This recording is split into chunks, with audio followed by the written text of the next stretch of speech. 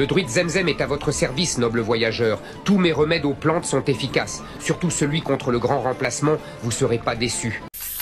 On est bientôt 8000 sur la chaîne, plus de 7990 abonnés. Ça fait extrêmement plaisir et ça fait chaud au cœur les amis. Alors sur cette première vidéo, on va parler de David Guiraud, député de la France Insoumise, qui nous explique que cela fait 7 ans qu'Emmanuel Macron exerce une présidence sectaire, antisocialiste et antidémocratique. Il n'a jamais été concession de rien. Ceux qui pensent que cela commencera ce soir se trompent lourdement. Macron doit se plier aux résultats des urnes et partir. Les amis, on regarde la vidéo et on fait une petite réaction. Alors, pas de candidat idéal, en tout cas, on parle avec insistance de François Bayrou. David Guiraud, je vous pose la question par politesse. David Guiraud, évidemment, c'est non. Pourquoi ? Je crois que dans toute la séquence qui s'est écoulée, la France Insoumise, en tout cas mon mouvement, elle mérite de la clarté et de la constance. On n'est pas là pour marchander. Nous avons été élus avec un programme clair, porté ultra majoritairement par la grande majorité des Français. Je pense à l'abrogation de la réforme des retraites. 28 millions de salariés dans ce pays. Alors la réforme des retraites majoritaire, votre programme, non. Mais la réforme des retraites, majoritaire. Sur notre programme, il y a ce qu'on appelle un projet de loi de finances où nous avons obtenu des victoires en hémicycle. C'était sur la partie recettes, donc sur la collecte des impôts et sur la redistribution des richesses. On a été majoritaire. Sur énormément d'amendements, je pense notamment à la taxe sur les 2% du patrimoine au-dessus de 1 milliard d'euros pour demander ne serait-ce qu'un petit effort aux plus hautes fortunes de ce pays pour le redistribuer, évidemment, aux Français qui en ont besoin et qui galèrent tous les jours. C'est un exemple parmi d'autres. Il paraît qu'il y avait un trou dans les finances publiques. On a trouvé de quoi le combler en faisant de la redistribution des richesses ou en taxant les multinationales pour aider les plus petites entreprises et les moyennes entreprises. Mais ça dérange les amis. Pourquoi ça dérange? À votre avis, les chaînes françaises sont tenues par qui? Je vous le dis les amis, c'est pas par le clodo du coin. C'est par les milliardaires qui pompent l'argent des Français depuis ces dizaines d'années. Et c'est eux que la France Insoumise veut torpiller et récupérer l'argent qu'ils ont torpillé aux Français. Tout simplement les amis. 2%, c'est rien du tout, 2%. 2% de la population qui vont être taxés. Et après, à longueur de journée, on voit quoi sur les plateaux TV? On nous explique que la France Insoumise veut taxer tous les Français. Et ça les amis, ça serait pas prendre les Français pour ce qu'ils sont pas? Ça, c'est la constance que l'on porte. Mais si vous voulez, on la porte pas parce que on a inventé cette idée. Ça fait 7 ans qu'on est gouverné par Emmanuel Macron. Pardon, mais 7 ans. David Guiraud, qu'est-ce que vous dites aux nombreux Français qui ne comprennent toujours pas pourquoi aujourd'hui vous ne participez pas à ces négociations? Qu'est-ce que vous leur dites? Parce que ça fait 7 ans qu'on est gouverné par un homme sectaire, antisocial, antidémocratique. La marque de fabrique du macronisme, c'est de n'avoir fait aucune concession, jamais, sur rien.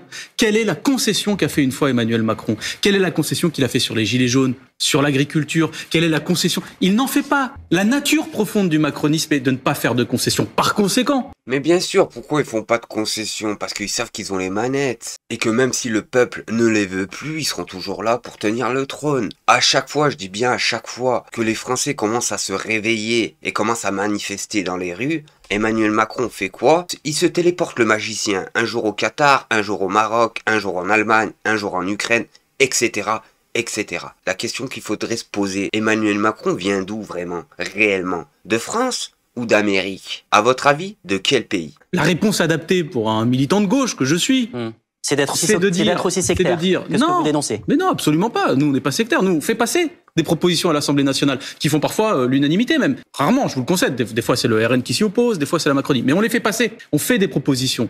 Mais dans cette séquence-là, qui n'est rien d'autre que la mise en scène d'Emmanuel Macron, encore une fois, de son propre pouvoir, alors qu'il est faible, je pense qu'il faut ne donner aucun crédit à Emmanuel Macron, le forcer à accepter un fait simple en Ve République. La première force politique issue des dernières élections législatives doit être amenée à gouverner. Ensuite, peut-être que ça marchera, peut-être que ça marchera pas. Mais voilà, il y avait une candidate, le Nouveau Front Populaire au gouvernement. Tant que ça n'est pas ça, c'est une trahison du vote des Français. Dans ce cas-là, on s'y opposera. Et je pense que la question de la démission de Macron sera inéluctable. Et ce qui est fou les amis, c'est qu'il a renié de négocier avec les deux plus grands partis de France, le parti du Rassemblement National et le parti de la France Insoumise. Je vous le dis les amis, Emmanuel Macron se torche avec les votes des Français, tout simplement.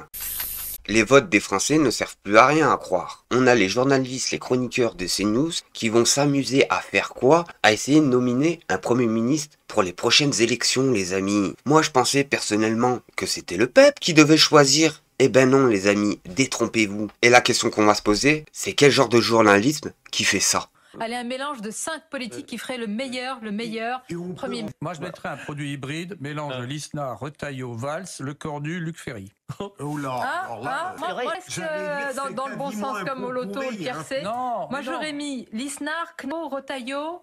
Oui. J'ai écrit le dernier. Et voilà, c'est déjà pas mal. Ah mais ça c'est bien.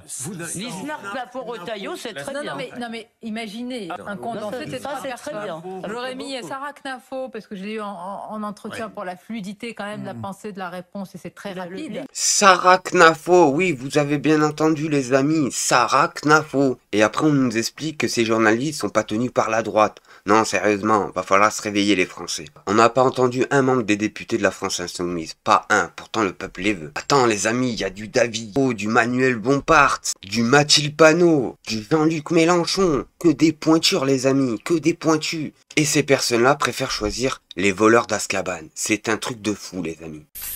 Et sur cette vidéo les amis, changement de sujet.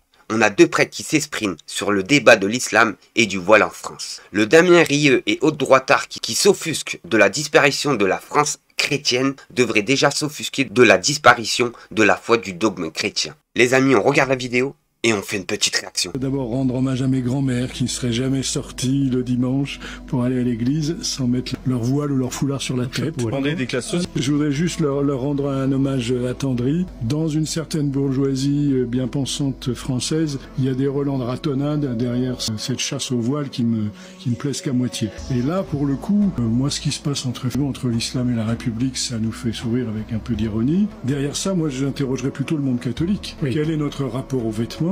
Quel est notre rapport à notre... voilà, alors un polémiste sur Internet disait, voilà, le voile ou le string, pour résumer le débat. Quand je vois l'été le spectacle de mes petites nièces, ou même certains pèlerinages identitaires catholiques, je me pose des questions sur le rapport aux vêtements, et sur le fait que entre le voile et le string, moi j'ai choisi. Enfin, je veux dire, si nous profitions plutôt de ce débat pour nous interroger dans le monde chrétien, dans le monde catholique, sur notre rapport à notre vêtement, à notre tenue, dont les vêtements sont la forme extérieure exprimée.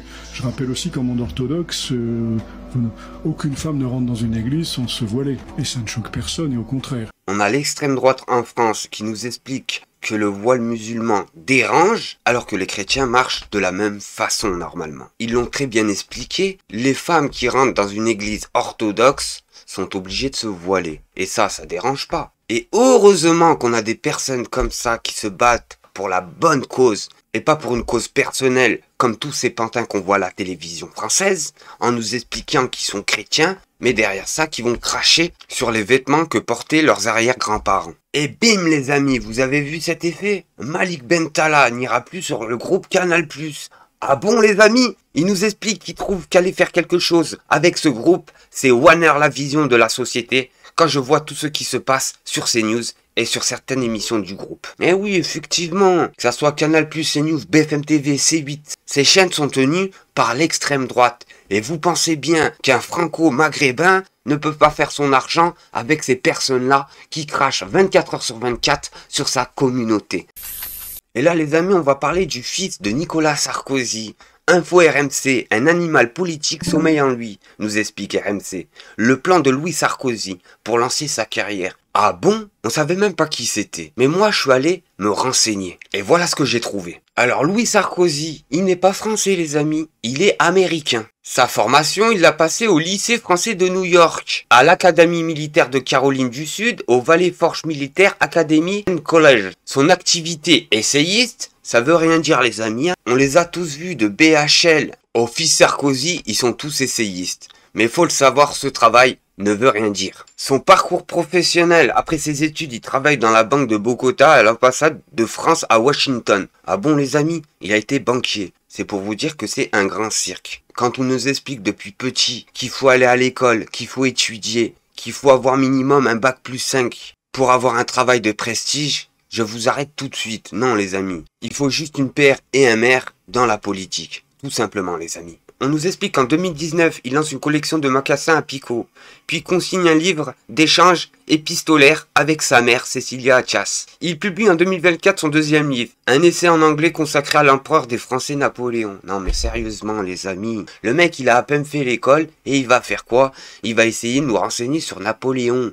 Alors que derrière ça, on a eu des milliers d'auteurs qui ont écrit des livres facom sur Napoléon, hein, je vous le dis, facom. Avec des années d'études derrière eux, ils l'ont pas fait du jour au lendemain, bien sûr, vous le pensez bien, avec des bacs plus 3, 4, 5, spécialisés dans l'ère de Napoléon, et derrière ça, ils ont fait un livre. Non, Nicolas Sarkozy, c'est pas pris comme ça. Il a dit, boum, papa, je vais faire quoi? Papa, il lui a dit, bah vas-y, écris un livre sur Napoléon Bonaparte, et t'inquiète pas, j'utiliserai mon influence pour le vendre à ta place. Bref les amis, en septembre 2024, il devient un intervenant régulier sur LCI, qui le présente comme spécialiste des États-Unis. Alors tout ça parce qu'il habitait en Amérique, il serait spécialiste des États-Unis. Et c'est pour vous dire qu'on se fout de notre gueule, mais concrètement les amis. Moi je plains les amis, ceux qui font des études poussées et qui n'arrivent pas à trouver du boulot les amis. Je plains aussi ceux qui ont fait des études poussées et qui se retrouvent dans les usines en train de charbonner les amis. Parce que derrière ça, on a des Nicolas Sarkozy qui n'ont jamais fait d'études, qui n'ont jamais rien fait de leurs 10 doigts. Et derrière ça, ils peuvent vendre des livres et se retrouver sur LCI ou carrément se présenter pour être Premier ministre en France. Et pour finir cette vidéo en beauté, vous commencez à connaître la chaîne. Je vais vous faire montrer un petit montage de la politique actuelle. Vous allez voir, vous allez rigoler. Des petits pains, des grosses miches, des baguettes, approchez, approchez, j'ai tout ce qu'il vous faut ici. Bon, à part du pain au sarrasin, parce qu'il faut pas déconner quand même. Alors ça, messieurs, dames, c'est mon péché mignon. Vous avez devant vous de la poudre de perlimpinpin. Je suis également expert en poudre aux yeux, si vous préférez. Bienvenue chez moi, mes petits. Regardez ça, la qualité de ces outils. Je suis le forgeron du village depuis déjà 35 ans. Le druide Zemzem est à votre service, noble voyageur. Tous mes remèdes aux plantes sont efficaces. Surtout celui contre le grand remplacement, vous serez pas déçus. 10 putains d'années que je vends du poisson. Et on vient me dire qu'il est pas frais, mon poisson? Comment ça, il est pas frais? Il est légèrement faisandé, c'est rien ça. Avec une bière à Jean-Luc, ça passe tout seul. Non, mais c'est invraisemblable. Déjà 3 clients qui me disent que ma bière est chaude et qu'elle sent la pisse, ça commence sérieusement à m'énerver. Tu cherches un couturier de qualité dans le village? Bah arrête de chercher, tu l'as devant toi. Je fais les meilleures tuniques de la région. Mon meilleur client, c'est... Allez donc lui demander ce qu'il en pense à l'occasion.